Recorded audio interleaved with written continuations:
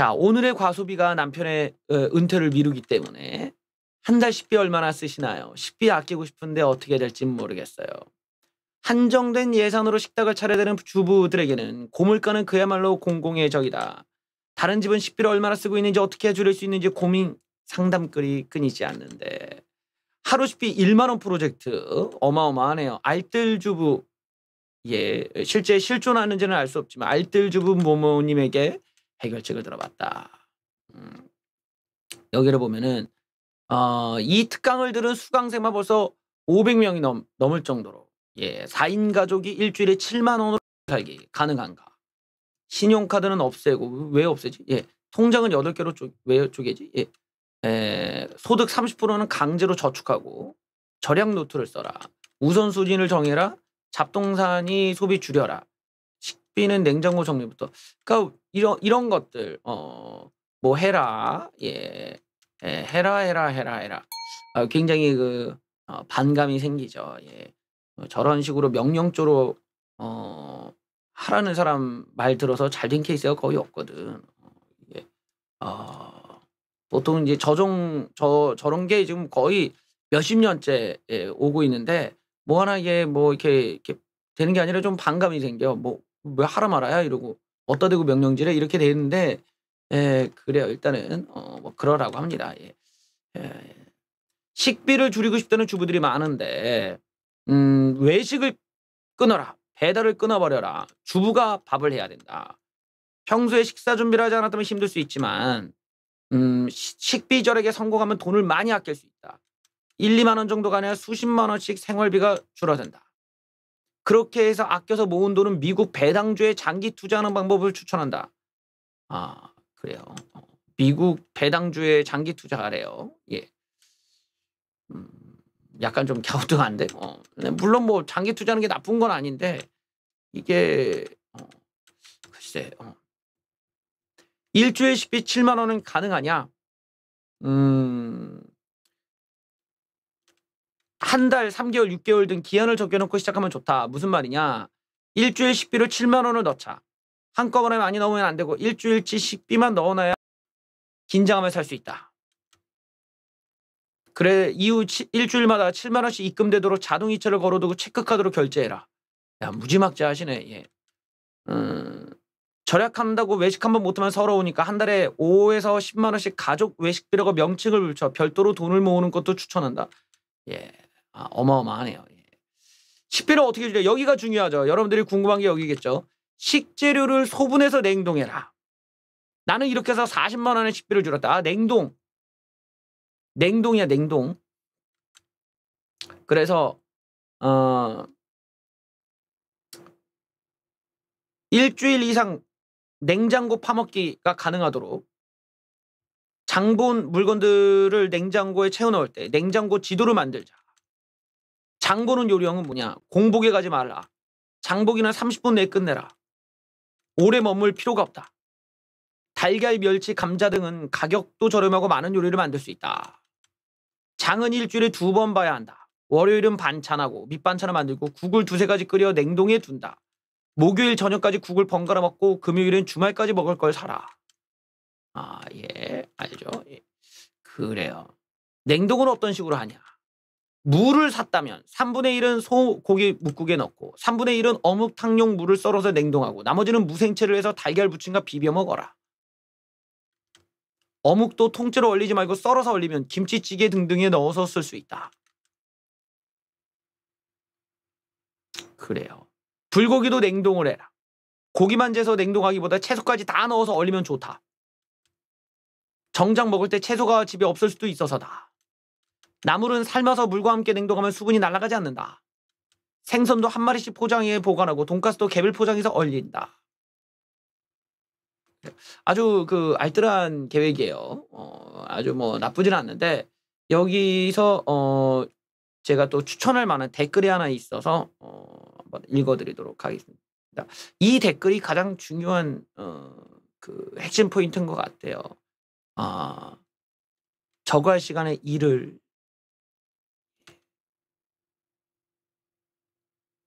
이거 보고 나는 커다란 깨달음을 얻게 되었어.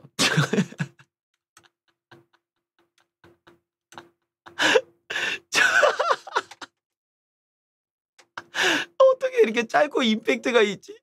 아 진짜 기발하지 않아? 얘까지 설명 쫙 했더니 그거 할 시간에 일을 해서 차라리 일을 해 갖고 그걸로 번 돈으로 사람답게 먹고 살라라는 이야기인 것 같아. 아 정말 예. 그래요. 그래요. 여러분들 아시겠죠? 예. 남편한테만 일 시키지 말고 저렇게 할 부지런함으로 차라리 일을 해서 어 나가면은 한 100은 벌지 않냐. 그 돈 가지고 먹고 싶은 거 먹고 남는 돈으로 미국 배당주 넣지 않겠냐라는 결론에 도달하게 되었습니다. 물론 인제 일을 하면 좋지. 근데 뭐 일자리가 있어야 말이지. 뭐 이래저래 고민일 수는 있어요. 일 구하는 게 뭐 쉽지는 않으니까 그럴 수도 있지만 예. 예. 자 여러분들 그 한 10년 동안 뭐 우리 사회에는 좀 엉뚱한 정책들이 여러 개가 있었죠. 뭐 10 년이 뭐야 몇십 년간 그런 것도 있을 텐데 에 가장 대표적인 게 전통시장이에요. 전통시장을 갑니까? 난 진짜 전통시장을 그 뭐야 대구 서문시장 거기 말고는 가본 적이 정말 없는 것 같아. 갈 일도 없고. 음 그리고 인제 대체로 그런 거 있잖아. 막 비위생적이고 막 뭐 매연 날리고 막 그 오토바이가 지나가질 않나 막 그 먼지가 이렇게 되면 땅바닥에다가 막 대놓고 팔지 않나 막 이런 것들 막 막 비위생적이고 그런 부분들 때문에 아무래도 좀 이 전통시장 같은 경우는 먹을거리 사려고는 잘 안 가게 되는 것 같아. 요즘에는 어떤지 한번 보시죠. 오늘 마트 안 열어. 내일 가자. 10 년이 지나도 전통시장 안 간다. 그렇죠. 소비자 10명 중 7명은 대형마트 영업 규제 완화가 필요하다고 생각하는 것으로 나타났다. 대형마트 영업 규제가 10년째를 맞게 되었는데 이 의미가 없다라는 거야. 대형마트 영업 규제가 전통시장, 골목 상권 활성화에 효과가 있었냐는 질문에 48.5%가 효과 없었다. 효과 있었다가 34%, 모름은 17.5%. 자, 대형마트가 휴무라는 걸 알았을 때 실제 구매 행동은 어떤가? 대형마트가 아닌 다른 채널 이용이 50%, 문 여는 날에 맞춰 대형마트 방문이 의견수를 대다수를 차지했다. 전통시장 장을 본다는 의견은 16.2%에 불과했다. 결국 대형마트를 휴업을 시킨다고 해서 전통시장으로의 이전 효과는 크지 않은 것으로 나타났다.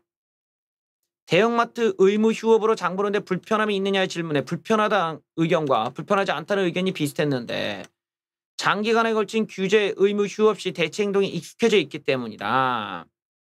또 대형마트의 온라인 배송을 허용해라.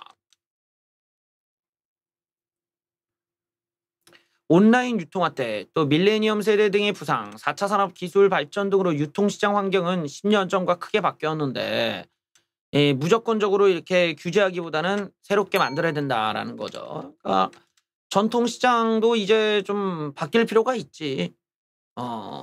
바뀔 필요가 있어. 전통시장을 에서 우리가 이제 걱정하는 것들이 있잖아요. 예를 들면 내가 좀 비싸게 바가지 쓰는 거 아니야? 뭐 이런 것들. 가격이 일정하지가 않으니까 내가 바가지 쓰는 것 같은 느낌들, 뭔가 위생적이지 않을 것 같은 느낌들. 예. 그런 것에 대한 이제 걱정들이 있는 거죠. 예.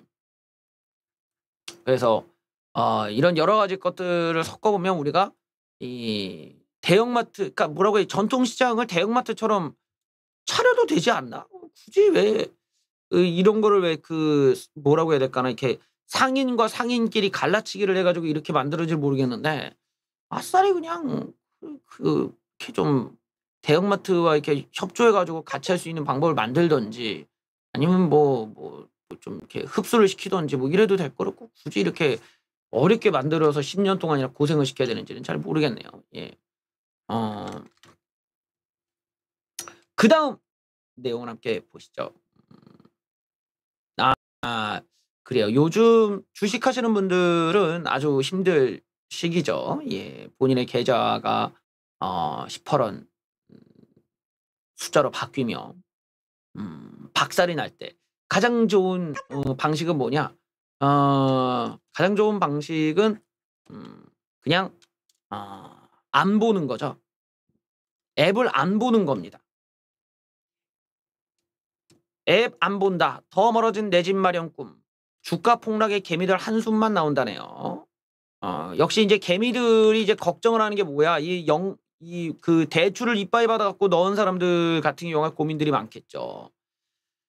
지난해 하반기부터 코스피가 3,200일 때 뛰어들었다가 박살이 나면서 30% 가량 돈을 잃었다. 이게 이제 초보들 같은 경우가 이럴 수 있지. 초보들 같은 경우가 막 차로 남들 오르니까 이제 올라탔다가 이제 문제가 되는 주식 시장은 그런 게 굉장히 심해요. 왜냐면 이 3,200이라는 게 이게 과연 올 수 있냐?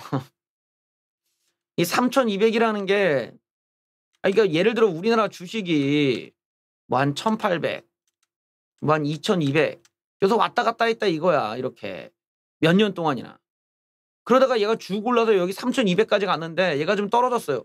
근데 이게 다시 3,200 갈 수 있겠냐 해서 이제 마음이 쉽지가 않은 거지. 왜냐면 보통 내가 뭐 2,100에서 물렸다 이거야. 근데 지금 막 떨어져서 1,700 됐다 이거야.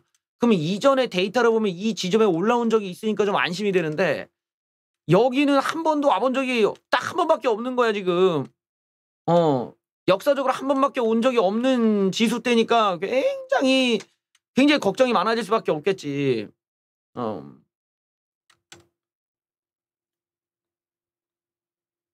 주식을 계속해도 되는지 판단이 잘 안 선다. 역시나 제가 예측한 대로 이제 초보자들이 많이 들어온 거예요.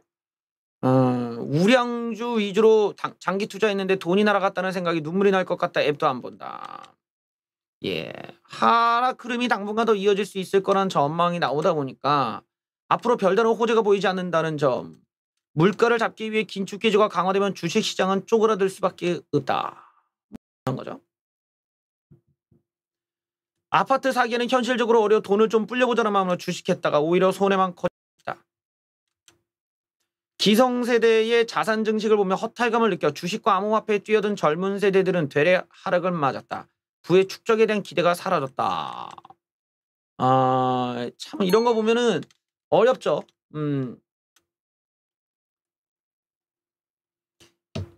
이게 결론적으로 초보들이니까 그런 것일 수도 있고 주식 경험이 없으니까 그런 것일 수도 있고 동시에 급하니까 그런 거야. 급하니까.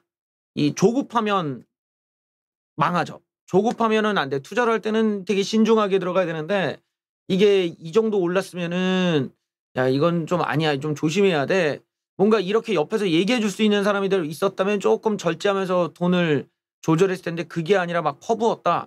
이러면은 지금은 이제 투자할 돈이 없으니까 물탈 돈도 없고 하다 보면 계속 그냥 기다리긴 해야 되는데 사실 지금 지수도 좀 역사적으로 보면 꽤나 높은 지수에 속하니까 여기서 만약에 붕괴가 돼서 내려갔다 이럴 때는 진짜 아주 괴롭지.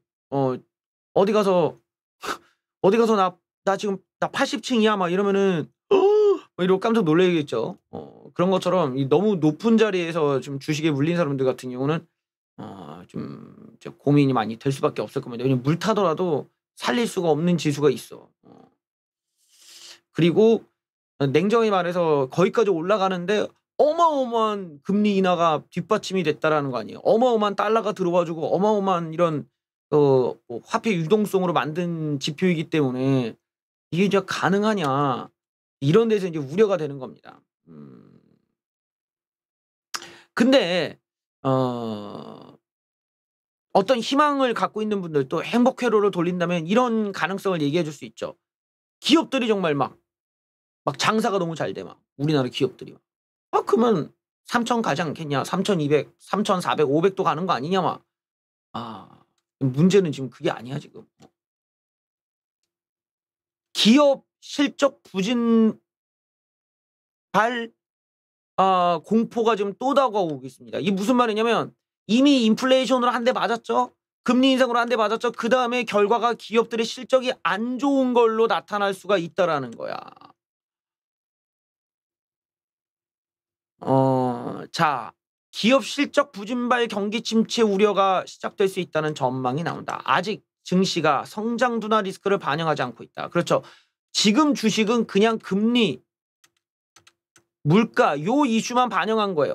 본격적으로 이것 때문에 기업이 실적이 떨어졌다? 아직 반영 안 됐다라는 거야. 여기를 보면 기업들이 자진 납세하듯이 실적 전망치를 하향 조정하고 있다.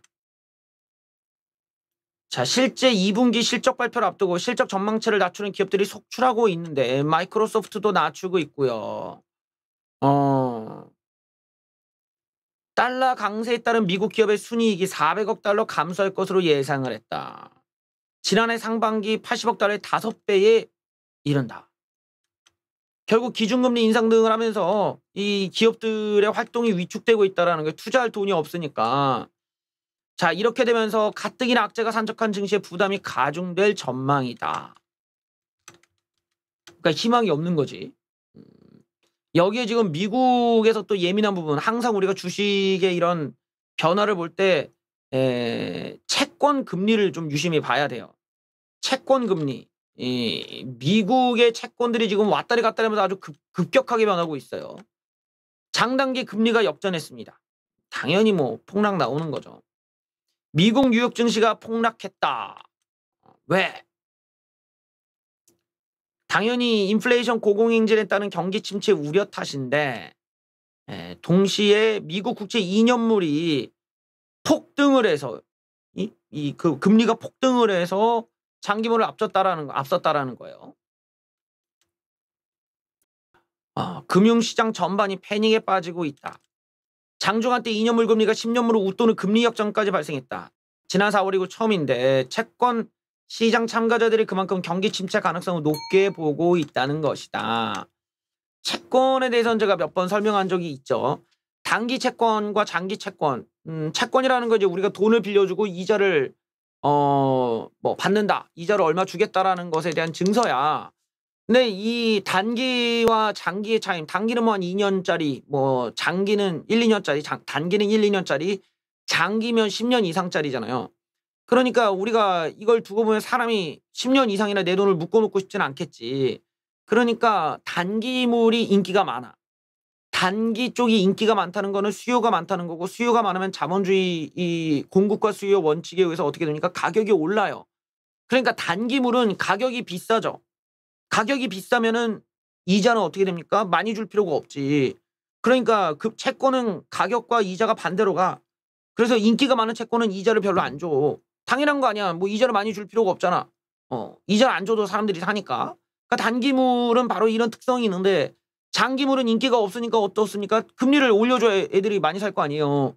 그러니까 이쪽은 금리가 높아. 가격이 저렴하고. 그런데 지금은 사람들이 단기물을 안 산다는 거야. 안 사. 왜? 경기 침체가 될 것 같으니까 안 사.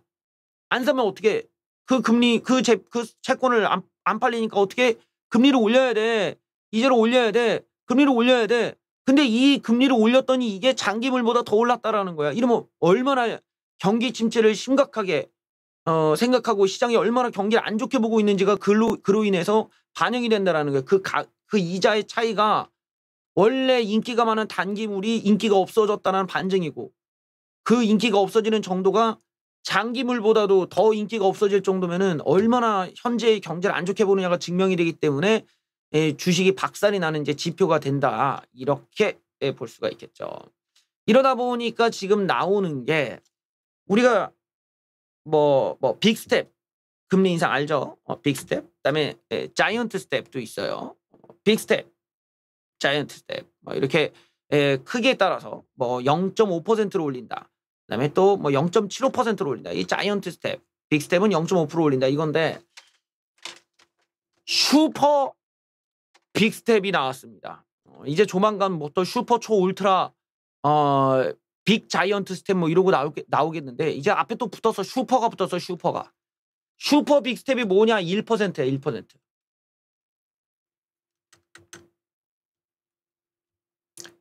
자이언트보다 더 큰 1%의 슈퍼 빅스텝 인상 얘기가 올라오고 있다.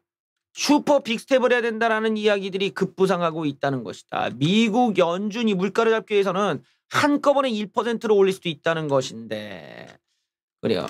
제가 얘기를 이미 몇 개월 전부터 했죠. 이게 물가가 오르는 거를 미국이 잡을 수 있는 방법은 단 하나밖에 없어요. 금리를 인상하는 것밖에 없어. 금리 인상 말고는 물가를 잡을 수 있는 방법이 없어. 없어. 물가가 오른다라는 거는 그런 거야. 이 얘기는 달러를 그러니까 양적 완화를 너무 길게 오랫동안 한 탓도 있고 긴축을 너무 늦게 한 탓도 있는 거죠. 빨리 했어야 되는지 코로나 때문에 그러지 못했다 보니까 지금 이런 현상이 나온 거예요.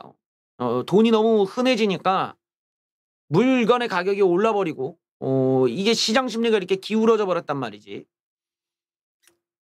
그리고 여기 인건비도 올라가고 이러니까 당연히 다 비용이 늘어나니 이런 상황에서 뭐 전쟁 벌여 뭐 터져 이러니까 미국도 지금 이걸 고민 안 할 수가 없는 대목이 온 거예요. 게다가 물가를 잡기 위해서 선택할 수 있는 방법이 금리 인상밖에 없는 마지막 상황에서 이 금리 인상을 어줍지 않게 올렸다가는 이 물가가 더 오를 수 있는 거야. 더 미친 듯이 막.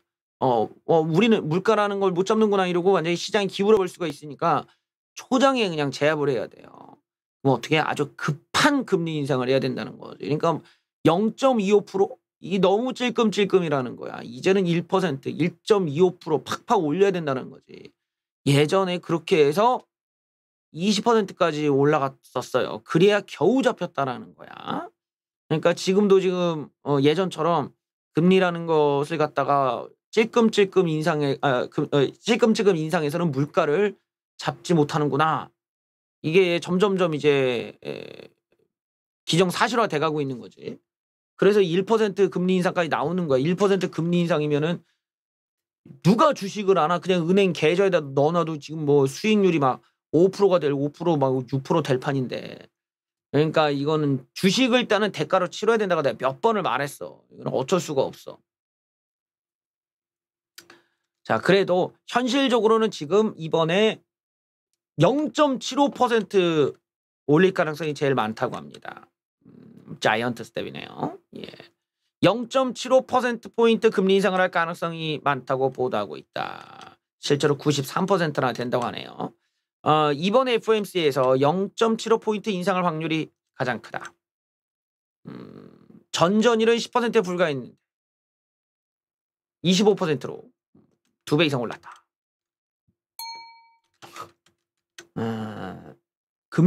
미국 금리가 0.7 우리나라도 뭐 가깝게 이렇게 올려야 되잖아요. 그러면은 진짜 은행들 예금 금리도 막 신나게 이제 올라간다라는 얘긴데 조만간 다음 달 정도면은 또 금리가 올라서 제가 또 어떤 계좌를 추천할 수도 있겠네요. 2%가 넘는 상품이 나올런지 예, 기대를 한번 해보도록 하겠습니다.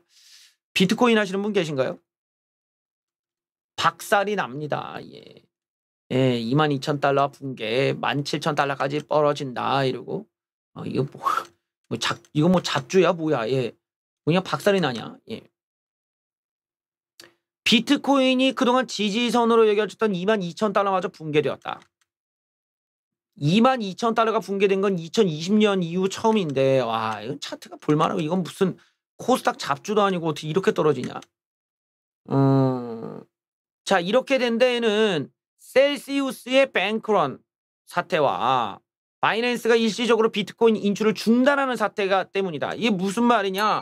여러분들이 비트코인을 현금화해도 못 뺄 수도 있다라는 그 우려가 나온 거예요, 지금. 안 그래도 소문이 별로 안 좋게 나는 게 비트코인을 내가 팔았어.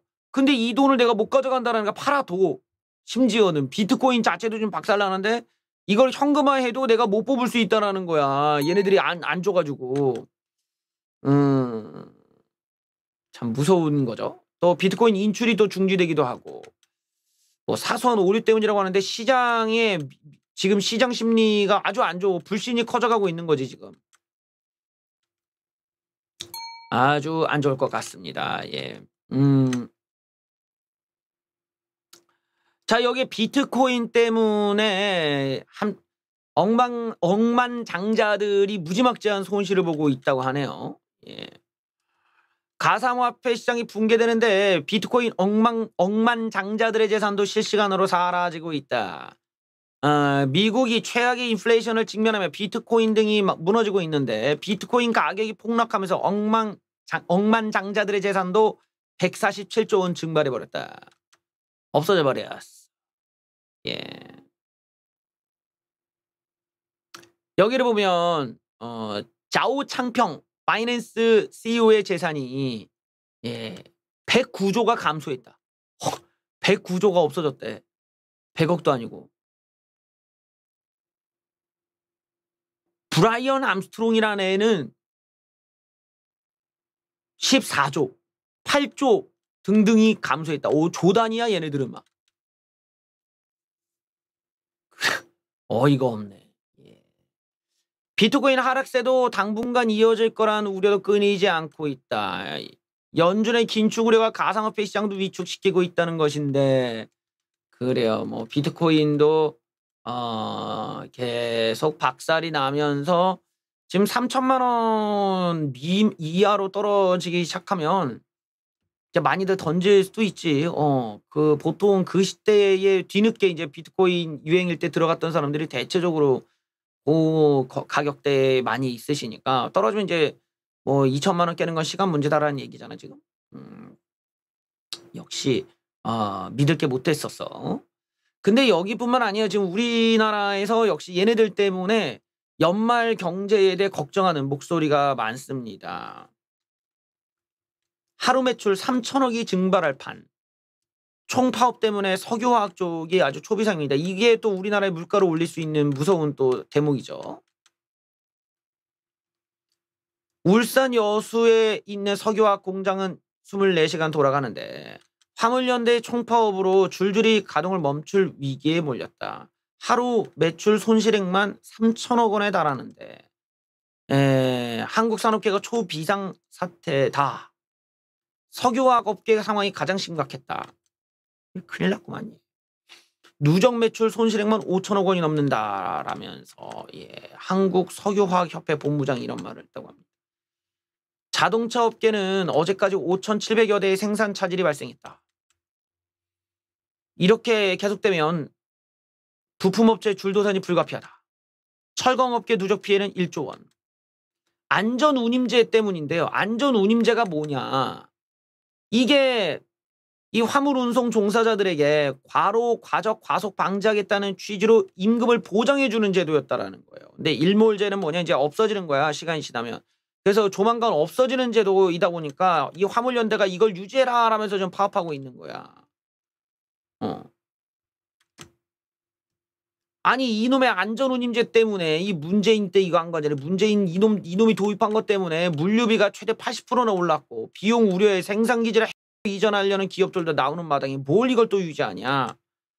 과로, 과적, 과속을 방지하려면 요금이 아니라 시간을 규제해라. 그러니까 운영 시간을 줄이면 될 거를 왜 임금을 더 주는 쪽으로 갔냐 이거야 지금. 참 웃긴 거야 지금. 이 내용을 보면은 기사들의 뭐 일종의 뭐 안전을 위해서 그러니까 운전 시간을 줄이면 될 거를 왜 과로를 한답시고 돈을 더 주는 쪽으로 간 거야? 돈을 보장해 주는 쪽으로. 이게 이제 문재인식으로 이렇게 하다 지금 물가가 오를 때는 아주 엉망이 된 거야 지금 이 상황이.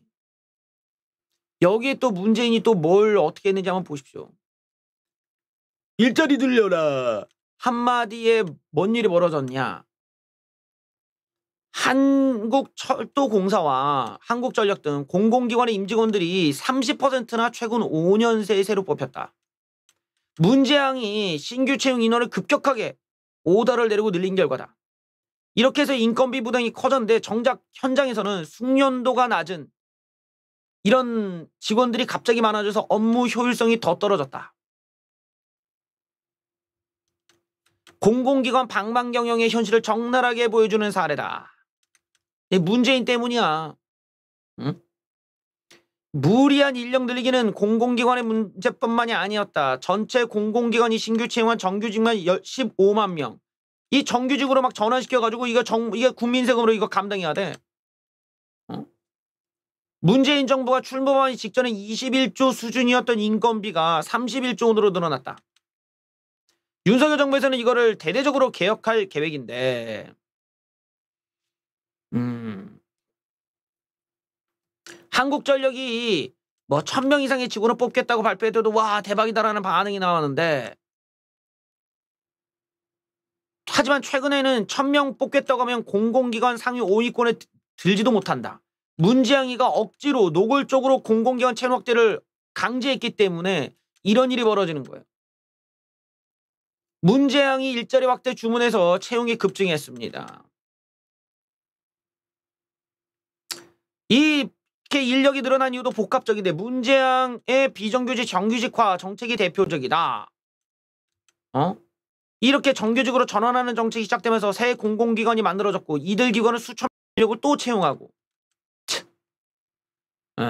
또 문재양 정부가 시행했던 공공기관 자율정원 조정제도도 원인 중 하나로 뽑힌다. 이 제도는 공공기관이 기획재정부 승인 없이도 정규직 정원을 늘릴 수 있도록 지원하는 내용이다. 참, 좀 막 만들었구만 아주 그냥. 이것도 역시 이래저래 부담이 되는 거죠.